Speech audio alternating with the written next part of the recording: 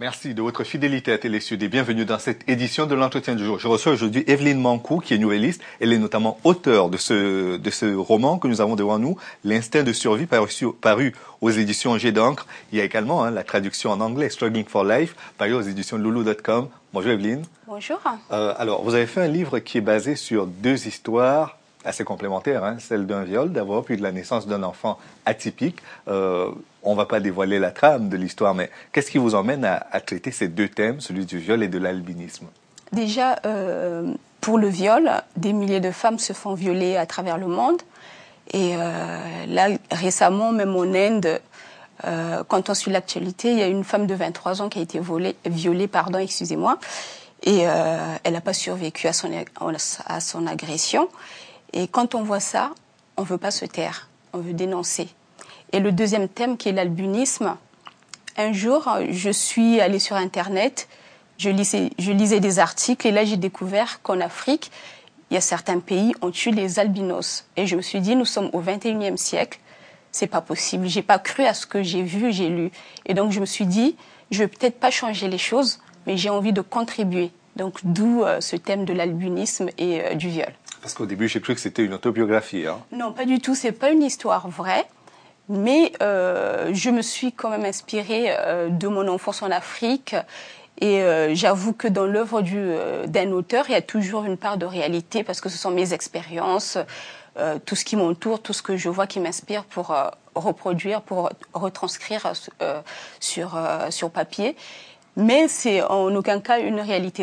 L'histoire n'est pas vraie. D'accord. Parce qu'au début de l'histoire, on parle d'une jeune fille qui a à peu près 13 ans quand elle est victime de ce viol. Elle doit rentrer en quelque sorte en initiation, puisqu'il y a un espace qui est réservé aux jeunes filles entre la période pubère et le mariage. Elle y entre, mais elle est enceinte.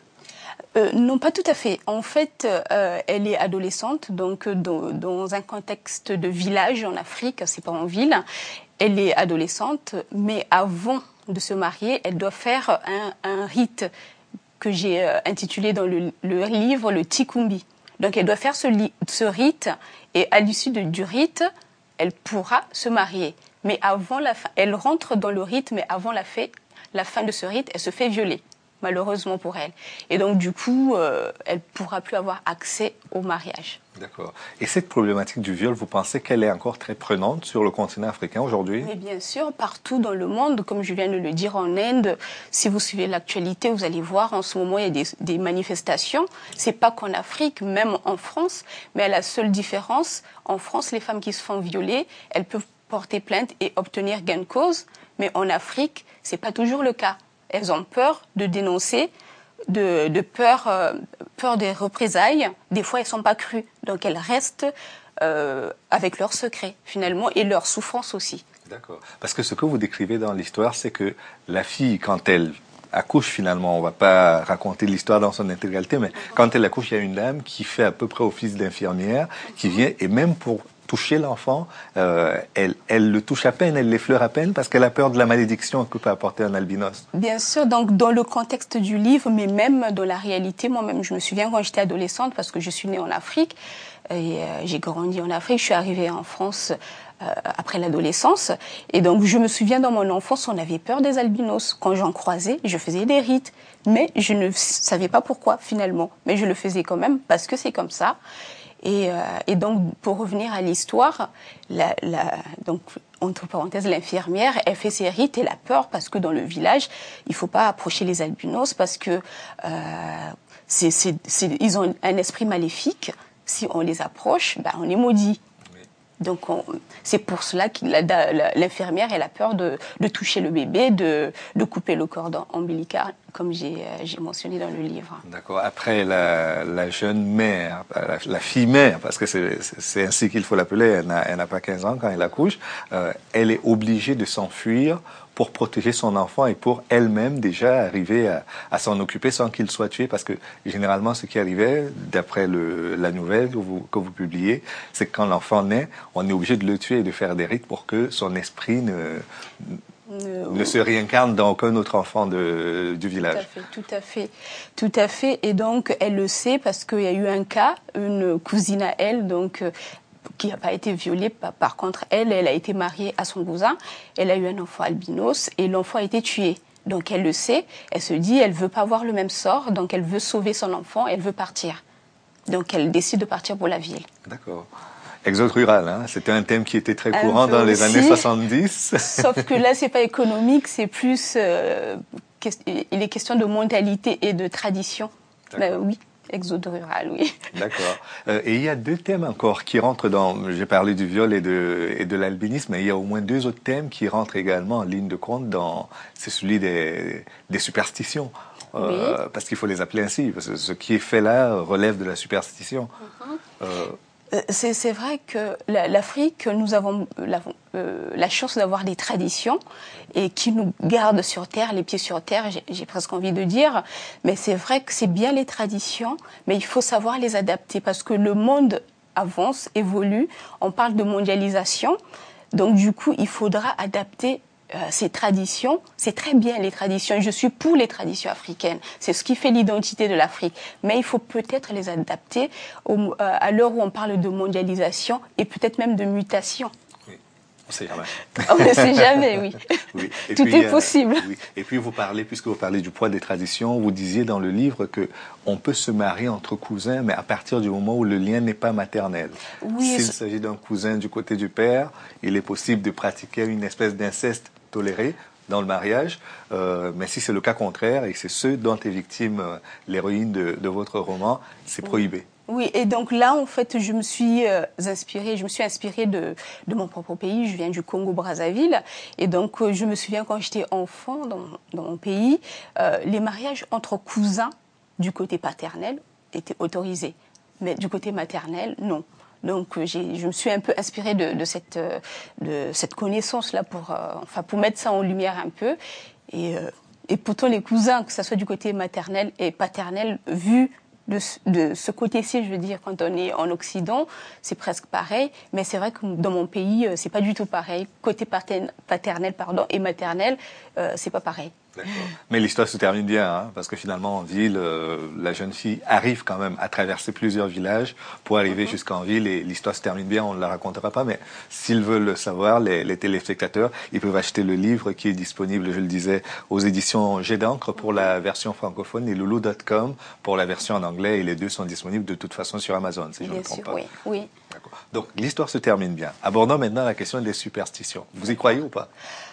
Ça dépend, oui et non, mais c'est ce que je disais en amont. Il faut se mettre au goût du jour. J'ai presque envie de dire, il faut savoir s'adapter par rapport à l'avancement des choses. Oui, évidemment, ce sont mes racines, mes origines, j'ai presque envie de dire. Donc, j'ai pas envie Je parlais pas de tradition, hein, je parlais de superstition. Oui, bien sûr. Donc, dans mon pays, il y a des superstitions et les traditions, c'est tout ce qui m'a construit, c'est ce qui fait moi. Donc, oui.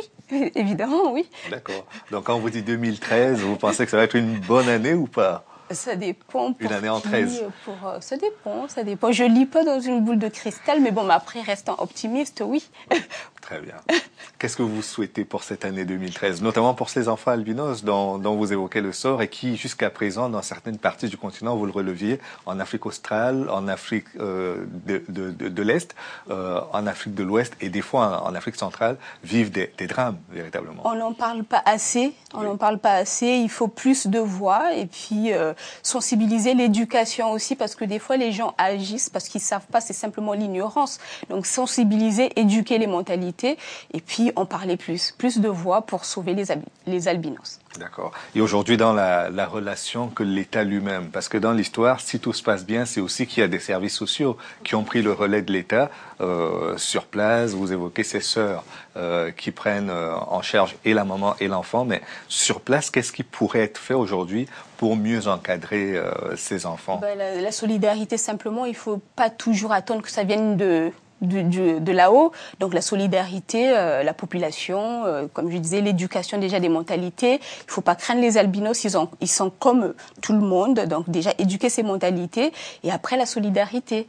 Il faut toujours pas attendre que ça vienne du plus haut. Le plus bas, déjà, c'est très bien. Si on peut être solidaire, c'est très bien. Ça fait avancer les choses. Et pourquoi vous le faites à la fois en français et en anglais? C'est pour toucher un public le plus large possible, j'imagine? Oui, et parce que j'adore la langue de Shakespeare aussi. Moi-même, je parle anglais, donc je me suis dit... Vous vivez entre les deux, d'ailleurs. Vous êtes entre Nice oui, et Londres. Donc, donc je me suis dit, c'est normal.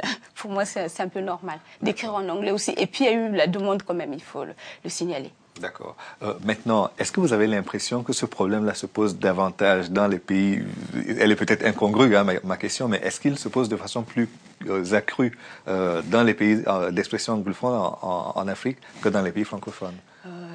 Le problème de l'albinisme, je ne pense pas, parce qu'en Ouganda, il est tué. Donc non, je pense que c'est un problème qui est commun vraiment dans toutes les parties. Parce que le Burundi aussi en est victime. Oui, donc c'est pas une question de Afrique francophone ou anglophone, mais je pense que c'est dans l'ensemble, d'après ce que j'ai lu moi dans la presse et sur Internet, c'est l'ensemble de l'Afrique qui est touchée par ce problème. Et quand vous avez des albinos qui sont célèbres et qui aujourd'hui drainent des foules, comme les chanteurs, on l'a vu au Mali notamment, est-ce que vous pensez que ces réussites-là sociales, comme c'est le cas également dans le roman d'ailleurs, oui, est-ce que ces réussites-là peuvent amener à jeter un autre regard sur l'albinisme et sur ces différences-là aussi? Le problème, quand on est en Afrique, en milieu rural, on n'a pas accès à cette information-là. Oui. Donc, on ne sait pas qu'il y a des albinos qui ont réussi.